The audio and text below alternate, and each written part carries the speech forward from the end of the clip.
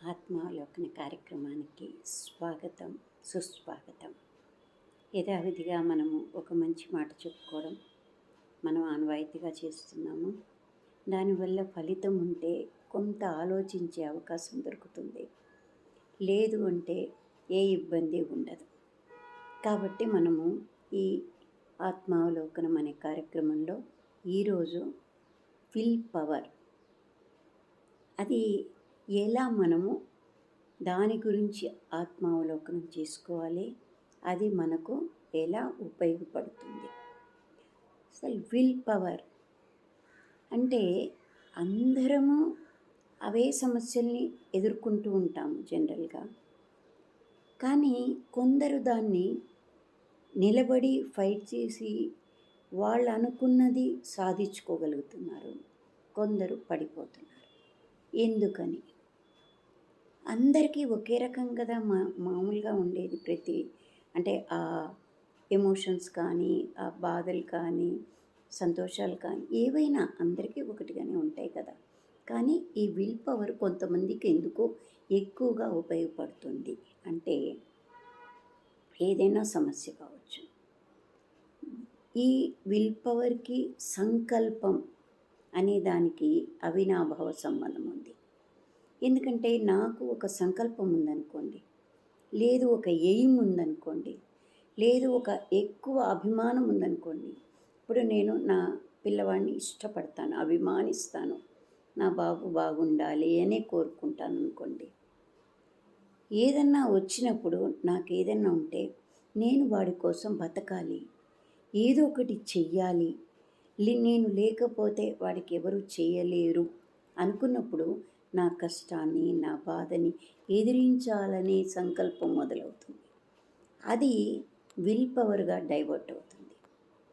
లేదు అనారోగ్యంలో ఉన్నారు, ఆ అనారోగ్యం నుంచి బయటపడాలి అంటే నేను బయటపడాలి, నేను చేయాల్సిన పనులు చెయ్యాలి, నేను అనుకున్నది సాధించాలి అని ఎప్పుడైతే ఉంటుందో 70% మన సంకల్పం విల్ పవర్గా మారి దాన్ని ఎదిరించే శక్తిని పెంచుతుంది. మనకు ఒక సమస్య ఉంది, ఆ సమస్యను కూడా పోరాడాలి. అందరిలా మనం ఉండకూడదు, మనకంటూ ఒక ప్రత్యేకత ఉండాలి. నేను అది సాధిస్తాను, అది మంచిది కాబట్టి నేను సాధించి నిరూపించుకొని నా తృప్తి పొందాలి అని ఎప్పుడైతే ఆ బలమైన సంకల్పం ఏర్పడుతుందో వెంటనే అది విల్ పవర్గా డైవర్ట్ అవుతుంది. అప్పుడు దాన్ని ఎదిరించే శక్తి మనలో అంటే 2 రెట్లు ఎక్కువ పెరుగుతుందన్నమాట. అంటే ఇవి ఉన్నవాళ్ళు ఖచ్చితంగా ఆ విల్ పవర్తో పోరాడుతుంటారు, విల్ పవర్తోనే సాధిస్తారు ప్రతి పనిని కూడా. నేను నెల్లూరులో ఉన్నప్పుడు ఒకరోజు కాలేజీకి పోతున్నా అనమాట. పోతూ ఉంటే ఒక ఇన్సిడెంట్ నన్ను చాలా ఇన్స్పైర్ చేసిందనమాట. నేను పోతున్నాను, ట్రాఫిక్ హెవీగా ఉంది, ఉన్నట్టుండి ఒక అమ్మాయి నడుచుకుంటూ వెళ్తుంటే వెంటనే ఒక లారీ వచ్చి ఆ అమ్మాయిని మీది నుంచి వెళ్ళిపోయింది, కాళ్ళ మీద నుంచి. అంతా కాళ్ళు ఇదైపోయినాయి, మీది నుంచి వెళ్ళిపోయింది. ఆ అమ్మాయి నాకు రేపు ఎగ్జామ్ ఉంది, నన్ను రక్షించండి, కారుతోంది, బ్లడ్ కారుతోంది, లారీ టైర్ కాలు మీద ఉంది. ఆమె అడుగుతున్నది ఏంటి అంటే, నాకు రేపు ఎగ్జామ్ ఉంది, నేను చాలా బాగా ప్రిపేర్ అయి ఉన్నా, నేను ఎగ్జామ్ రాయాలి, మంచి మార్కులు తెచ్చుకోవాలని నేను కోరుకోనున్నా, నన్ను రక్షించండి, నేను బతకాలి అంటోంది.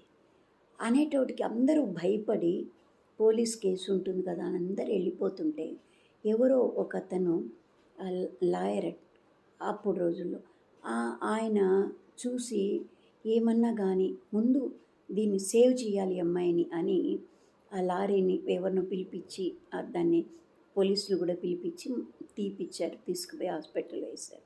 అక్కడి వరకు చూశాను నేను. తర్వాత పేపర్లోకి వచ్చిందనమాట.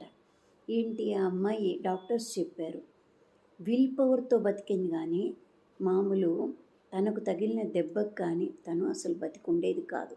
మా మెడిసిన్ ఏది పనిచేయలేదు, ఎందుకంటే ఆ అమ్మాయికి ఆ బలం ఏమైనా సరే నేను అది అటెంప్ట్ చేయాలి అనే ఆ సంకల్ప దీక్ష వల్ల ఆ అమ్మాయి దాని నుంచి బయటపడగలిగిందనమాట. బతికింది, కాళ్ళు 2 లేవు, కానీ బెడ్ మీద పడుకొని పుస్తకాలు తెప్పించుకొని దీనికన్నా నా ఏం ముఖ్యం అనే ఇదితో ఆ అమ్మాయి చదువుకుంది.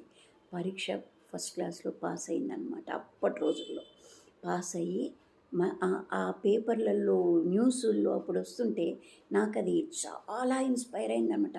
అంటే మనిషికి ఆ సంకల్పము, ఆ కోరిక, ఒక మంచి పని చేయాలనే తపన, ఇవన్నీ కూడా విల్ పవర్గా మారి ఏ సమస్యనైనా ఎదురించి దాంట్లో నుంచి ఒక ఛాలెంజ్గా తీసుకొని మనం విభిన్నంగా మనకంటూ ఒకటి ఏర్పాటు చేసుకొని మనకు మనమే ఆ తృప్తిని పొందుతాము. ఇంకోరికి ఆదర్శంగా మారుతుంటాం. మనం కావాలని కోరుకోము, కానీ అది ఇంకొక నలుగురిని ఇన్స్పైర్ చేస్తుంది. అలా చాలామంది ఉన్నారు. చెప్పుకుంటూ పోతే మనకు ఎంతోమంది ఉన్నారు. కానీ ఈ విల్ పవర్ అనే దాంతోనే ఒక ఆయుధంగా ఎన్నో పనులు చేస్తున్నారు. ఏంటంటే దాన్ని ఎవ్వరూ అంటే సపోర్ట్ లేక ఏ ఇబ్బందులున్నా, సమస్యలున్నా ప్రతి దాన్ని ఒక ఛాలెంజ్గా తీసుకొని ఆ ఛాలెంజ్లో నుంచి ఆ ఆత్మతృప్తితో వాళ్ళు పైకి ఎదుగుతున్నారు. తర్వాత మనకు అనిపిస్తుంది అక్కడ ఏముంది, వాళ్ళ వెనక కష్టం మనకు అర్థం కాదు. కానీ ఒకరు స్థాయి పెరిగి గొప్పగా అయ్యాక అబ్బా వాళ్ళకి అన్నీ ఉన్నాయి కాబట్టి హ్యాపీగా ఉన్నారు అనుకుంటారు. కాదు, వాళ్ళ వెనక కష్టం, ఆ తపన, ఆ సంకల్పం, ఆ దీక్ష, ఆ ఛాలెంజ్నెస్, అవే వాళ్ళను ఆ స్థానంలో నిలబెడుతుంది. అందుకే వాళ్ళు మనుషులు లేకపోవచ్చు, కానీ ప్రతి ఒక్కరికి గుర్తు చేసుకున్నప్పుడు ఒక ఇన్స్పిరేషన్గా మాత్రం మిగిలిపోతూ ఉంటారు. వాళ్ళు మనుషులుగా బాడీగా ఉండకపోవచ్చేమో, కానీ వాళ్ళ మాటలు, వాళ్ళు చేసిన పనులు అవి చాలా వరకు మనల్ని ఇన్స్పైర్ చేస్తూనే ఉంటాయి. ఆ మనసుకు తగిలే ఆ భావనలు చెప్తే రావు, అవి తీసుకునే విధానాన్ని బట్టి ఉంటుంటాయి అన్నమాట.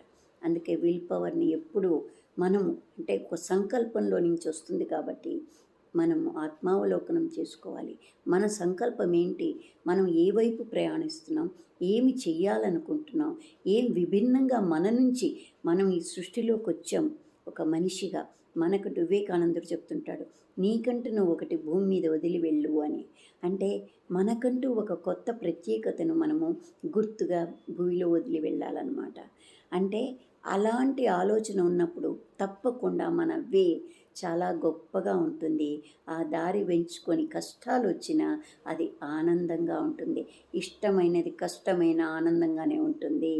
అందుకని మనం ఒక మంచి పని చేసేటప్పుడు దాన్ని ఇష్టతతో చేయాలి. అంటే దానిలో లీనమై దాని మీద ధ్యాస, ఇష్టము పెట్టుకుంటే అది చిన్న పనైనా ఆనందమైన పనిగా మారుతుంది. పైగా 10 మందికి తృప్తినిచ్చే పనిగా మారుతుంది. మనమే కాదు, దానివల్ల 10 మంది కూడా ఆనందపడతారు. అది తీసుకునే విధానంలో కూడా చాలామందికి హ్యాపీనెస్ ఇస్తుంది. అందుకని మన వల్ల కష్టం కన్నా కొంచెం మనం కష్టపడుతున్న పక్కవాడికి కూడా ఒక స్ఫూర్తిదాయకంగా మిగలడం అనేది, మనం ఈ భూమికి వచ్చినందుకు, మానవ జన్మ ఎత్తినందుకు మనకంటూ ఒక అంటే తప్పనిగా పాటించవలసిన ధర్మం. అందుకని మనం అందరం ఆలోచించుకుందాం, ఆత్మావలోకనం చేసుకుందాం, సంకల్పంతో కూడినటువంటి విల్ పవర్ని పెంచుకుందాం, మంచి దారిలో ప్రయాణిద్దాం. Thank you. Like, subscribe. Thank you.